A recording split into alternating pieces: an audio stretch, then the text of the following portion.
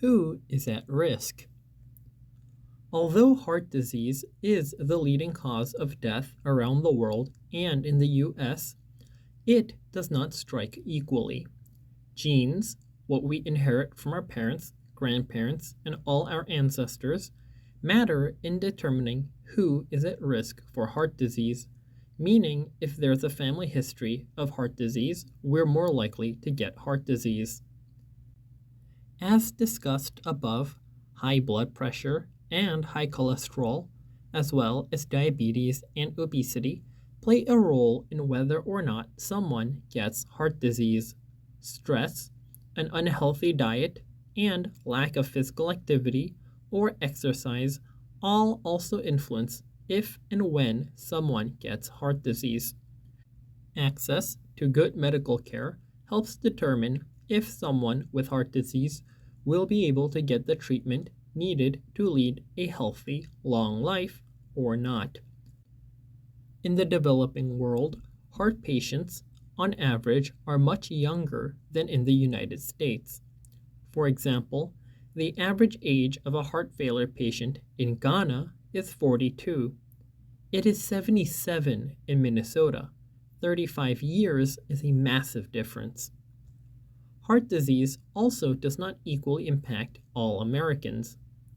In the US, African American men are more likely to die from heart disease than white men, in part because they typically have higher average blood pressure. Why? A number of complex, interconnected reasons, including higher poverty rates that correspond to a less healthy diet and more stress, both of which can lead to higher blood pressure.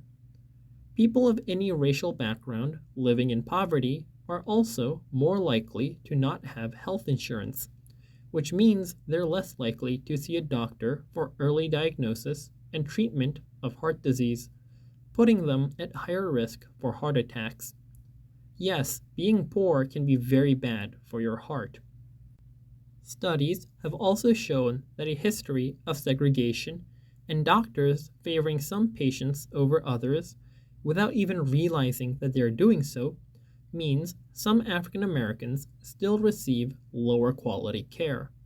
For those patients, high blood pressure may not be diagnosed and treated as quickly as necessary to avoid a heart attack or stroke. It's sadly not surprising then that African American men and women, on average, are burdened with relatively more of what are called risk factors, or things that increases the chance of getting diseases like heart disease, many related to history and poverty, and many of which prove to be deadly. Women in general are also at a greater risk of getting and dying from heart disease than men. Research has shown that, for some reason, smoking, stress, and diabetes all increase the risk of heart disease relatively more in women than men.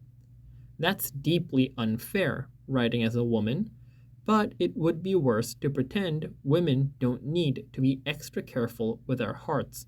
And no, I am not talking about romantically, although that may be true too. While fewer Americans are getting and dying from heart disease than even a few years ago, thanks to better prevention and treatment, too many still are, particularly African American men and women of all different racial and ethnic backgrounds. We've made progress, but have a long way to go. Part of how we'll defeat heart disease is by making sure that all Americans have the opportunity to grow up and live in neighborhoods where healthy choices about food and exercise are safe, easy, and affordable, which we talked about in $32 a day and we'll talk more about later in this chapter. Another part is everyone having a doctor or nurse they can call and ask for advice if they're worried about heart disease or just want to ensure they're keeping their heart healthy. If you want to learn more than what's discussed here about heart health, explore the American Heart Association's various resources through heart.org.